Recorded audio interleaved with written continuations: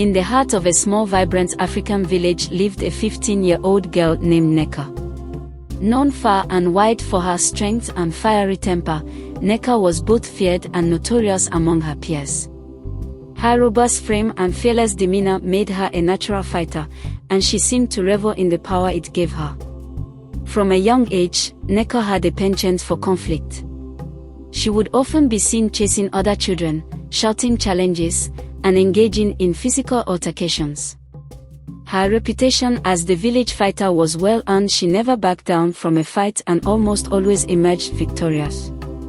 At the village stream, a communal place where women and children gathered to fetch water, Nneka's aggressive behavior was particularly evident.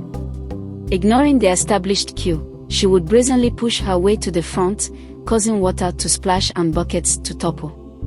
When anyone dared to question her, Nneka's fist and sharp tongue quickly silenced them. This combative nature wasn't confined to her age group. Nneka's quarrels knew no bounds. Young or old, big or small, she fought anyone who crossed her path. Her unrelenting aggression and lack of respect for others created an atmosphere of tension and fear wherever she went.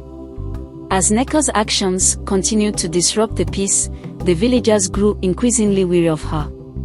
Parents worried for their children's safety, and elders lamented the lack of respect she showed for community norms.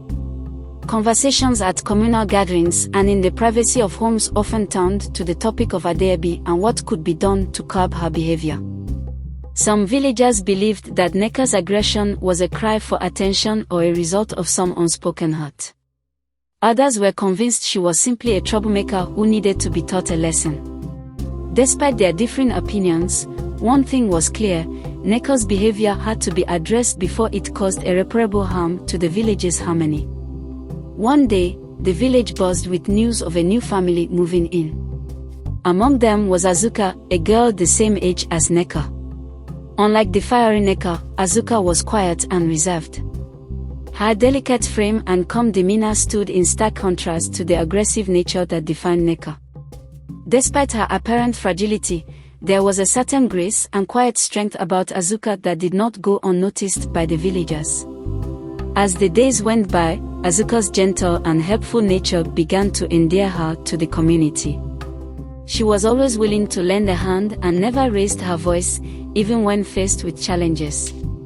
However, her meekness also made her an easy target in the eyes of Nneka, who quickly noticed the newcomer and saw an opportunity to assert her dominance.